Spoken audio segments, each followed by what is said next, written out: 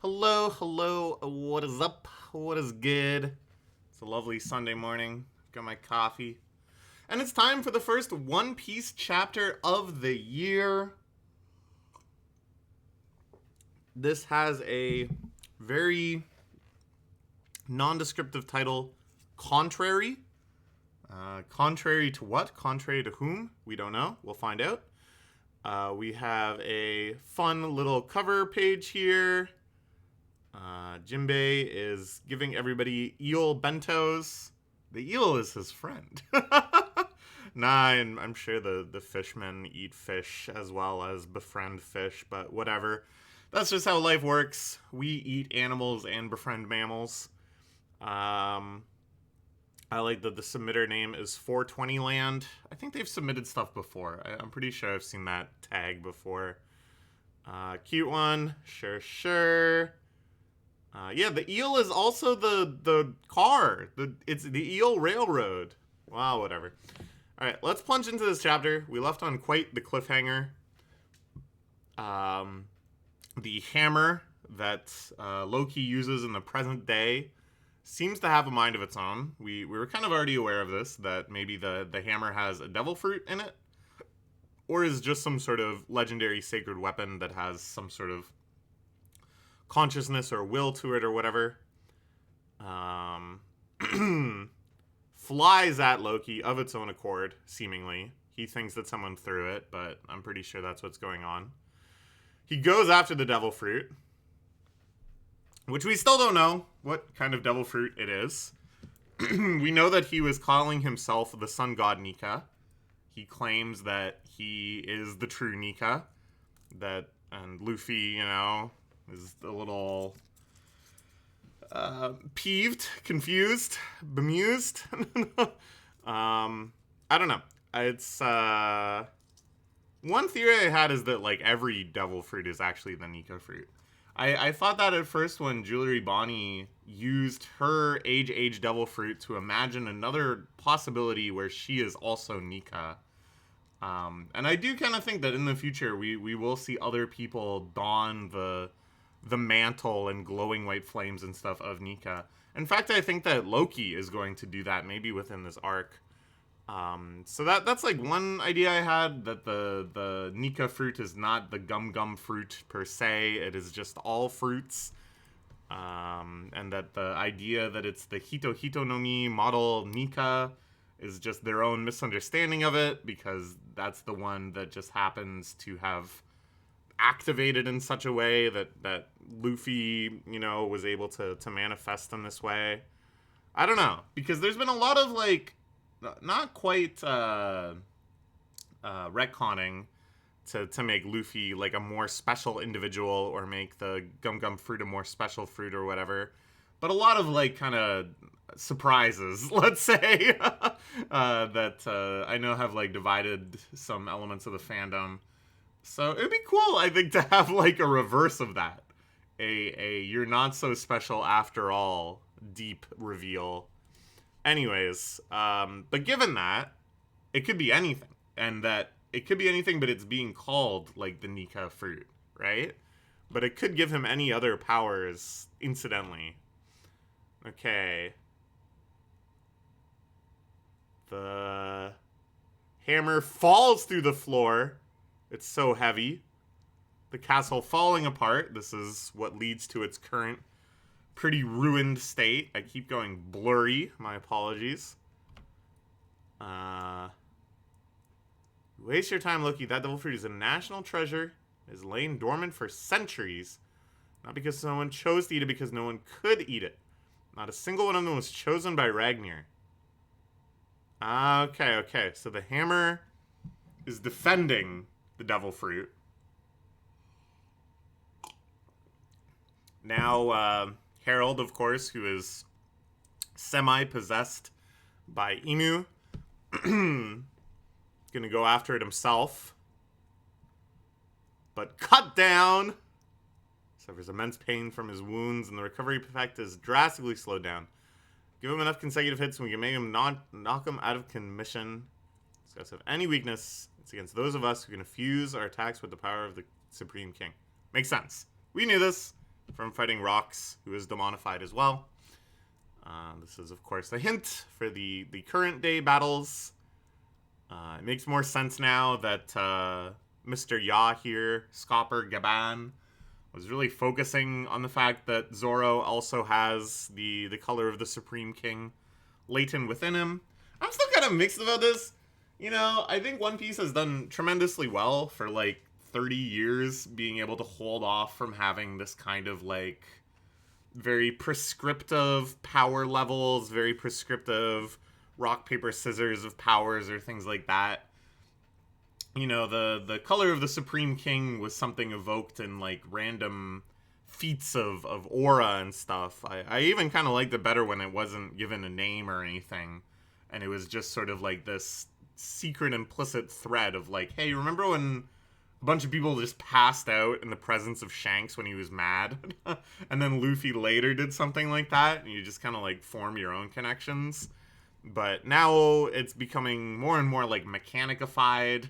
But I think it makes sense because there's some kind of connection, I think, between, you know, the ancient enemy that the world government encountered, the Kingdom of D, and it's like this is the technology, the technique, the practice they honed at the time to be able to defeat those that had been imbued with this immortality from Emu, right? Like this is like the mongoose and the snake that they've evolved together to be able to counter the other one. So, like, through that context, it makes sense, and I think, you know, we're going to appreciate it greater once we get our long-awaited Void Century flashback, which I do think will happen. But for now, yeah, it just kind of feels a little too mechanicized, I think, which is something a lot of shonen power battles, shonen power levels stuff starts to fall into that I generally prefer One Piece not having. Okay. Can't let you roam free in the state of madness. How do you know the weakness of the Knights of God? Came after us several times trying to take you back.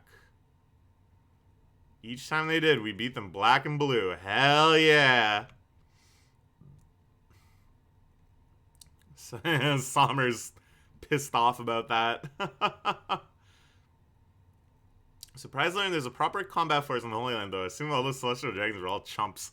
I think that is kind of funny that for a while there was like a little bit of a subversion where it was like you meet some of the celestial dragons in Sabaody, you know, the frickin' St. Carlos. They're all just sniveling little brats, right? And they have to spam call the Marine button as soon as they're in trouble. And you're like, oh, you know, that kind of feels like commentary, right? That, like, the seats of political power and of this, you know, bloodline-based inheritance and all this stuff are wimps. And they're just kind of, like, cruel but ineffective, and then they wield this power. That feels like commentary, right? Like, that feels like, you know, you look at the sitting leaders of a lot of countries, and they're just like senile old men that like I could just personally and boy howdy but yeah, that would lose in a fight to like an average person and like have absolutely no physical strength or means of defending themselves whatsoever, but they command, you know, the most powerful militaries in the world. And it seemed like they were doing kind of commentary on that. But then it's like, oh, no. That was like a little misleading. There is also like a very secret fighting force. Turns out the Gorosei themselves are very strong and stuff. But yeah, it's it's I like that Gaban calls it out here, because that was another interesting subversion, I think. Kind of a double subversion. Makes me shiver to think the life I might have had. We call that fate. God, he's so cool. I want to save Harold somehow. Gaben. But you're the one that taught me about the despair of what it means to be a knight of God. Seems like Loki's our only hope. Does the hammer move on its own? Okay. Loki goes hammer on hammer. Double hammer time, of course. We can see it as fate that Loki, who, for reasons unknown, has always wielded a hammer, is the one to inherit Mjolnir. Whoa! Oh shit! It turned back into the squirrel. It's a little squirrel guy. Wait, that's awesome.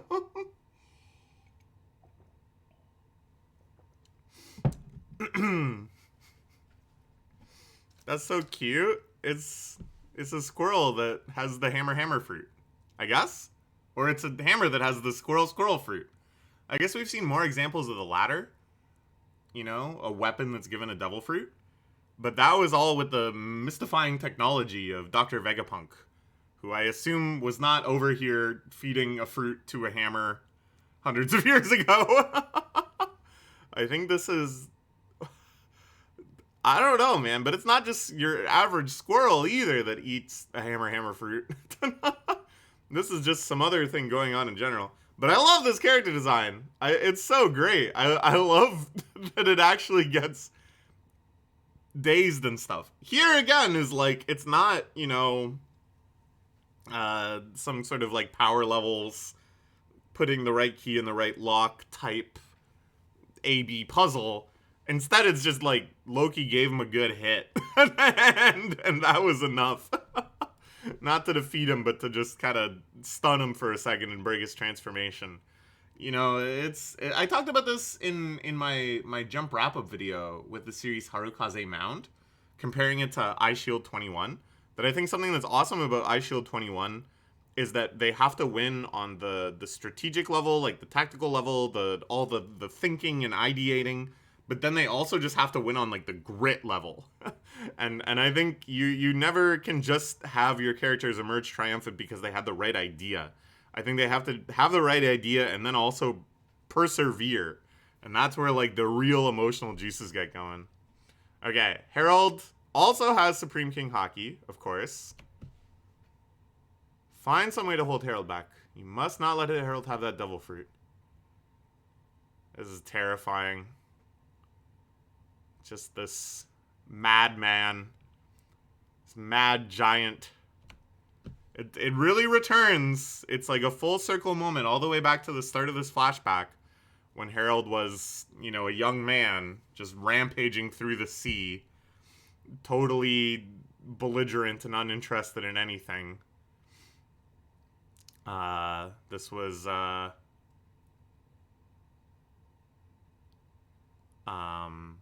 kind of how he was seen, I think, by those that saw him coming. And only through love was he saved. But here, okay, it happens. The squirrel allows Loki to go to the devil fruit. The squirrel has accepted his defeat. I thought they were going to fight more because the squirrel had a look of determination. But I guess that was a look of recognition. Loki eats whatever the hell this is, this teeny tiny devil fruit in his hands, which I think is still big. That devil fruit looks like it's the size of a human, but whatever. I think it's funny that it was in this big chest, just this tiny little dot, and it turns him into an elephant? That sound effect sounds like an elephant. But then he's got big spiky stuff. I think he turns into a wolf, because there is like a legendary wolf in Norse mythology, isn't there? Okay. Yeah, he's definitely some sort of wolf. You can see the slash marks here. They're not showing us it. Oda's gonna be careful about this. We're only gonna see it at the end of the chapter. Crazy sequence here. Holy crap, man. Yeah. This is a super cool page in terms of paneling and stuff. I love the bigness of the black gutters in between panels. And I like as well that it's like, we know Loki at this point pretty much a good guy. He's got some tendencies, let's say, but a good guy overall. We know he's going to join the Straw Hats. But there's still like a ruthlessness I think they want to emphasize here. And I think that comes through in the tragedy that up until now, I think there was going to be some sort of hesitation around fighting Harold. Of course, he has a lot of complicated feelings about his father, but that's still his father. That's still someone that deep down he would prefer not to kill. He's still outraged by this tragedy of Harold's demonification and the betrayal by the world government and stuff. And yet, what we see here is just like total unabashed savagery, you know? And I think there's like a darkness and intensity that really emanates through this paneling and this pagination. Isn't it great? Like, 1,170 chapters in, Oda's got a lot of fucking shit going on. He's got a lot to do before the story wraps up. He's got a whole lot of ideas, got a whole lot of plots going on in parallel. We are in a flashback for the greater part of last year. We got to get back to like the apocalyptic crisis unfolding on Elbaf. And yet he still finds these moments to be a little experimental. To sit down and go, I want to compose this page differently. I want to make this dynamic and unique in a way that I don't think we've really seen elsewhere in the series. Okay. Only for the moment. Don't be mistaken. Look around us. There's no one doing what I've already done. You're being controlled. Not exactly. I suspect that my very thoughts are being influenced by someone else. I'm beginning to think of myself as a god. That's very interesting. I think that's a key distinction, and it explains a lot of how Rox was thinking and acting and stuff. It's not like he's a puppet. It's not like he loses his memories or his capabilities or his sense. It's not like he's hypnotized and he thinks he's doing something that he's not. It's that his very thoughts are being corrupted.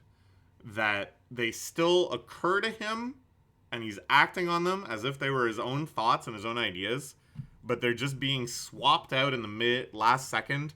What we call in cybersecurity a man-in-the-middle attack, I guess you would say. That you generate the question to yourself of, well, this isn't how the brain actually works, but I think this is kind of what it's conveying here. You look at a situation, what shall I do here? Okay, brain, what shall I do here? And right before it gets slotted back into this is what I will do, Emu's influence whoosh, replaces it with something else. Oh my gosh, I've killed all my guards. I should stop and repent.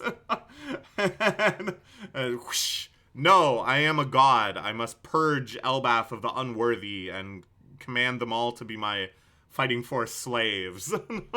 Oh, okay, I guess that's what I should do.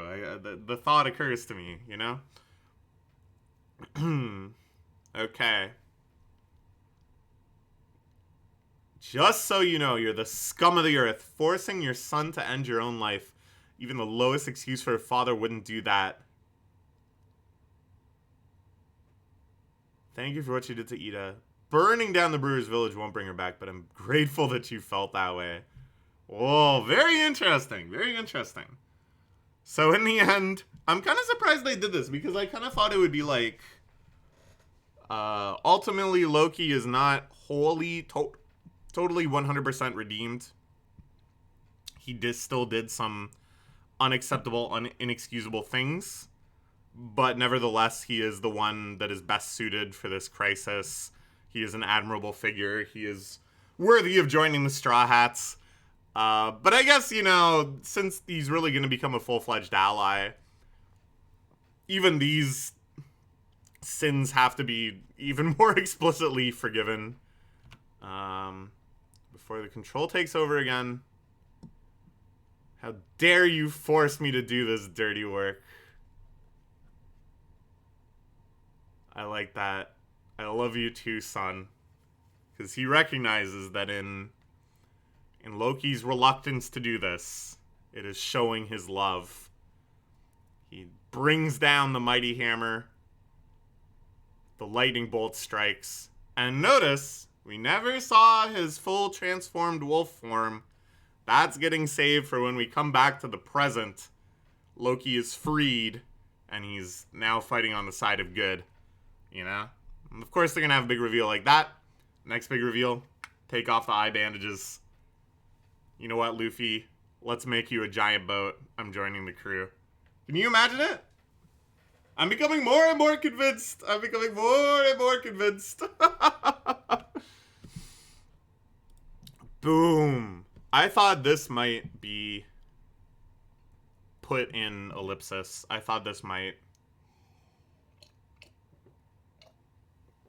just be implied, you know. But no, we see this devastating attack. I think the visual language here really depicts this as a hit very different than a lot of the attacks we've seen against these immortal types, where it's like, okay, they get limbs disfigured or severed or whatever. I mean, their whole head can chop off.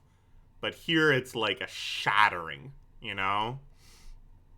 The way that Harold's body is fragmented through all this white light, it feels very much like this is showing this is damage that is not going to be recovered.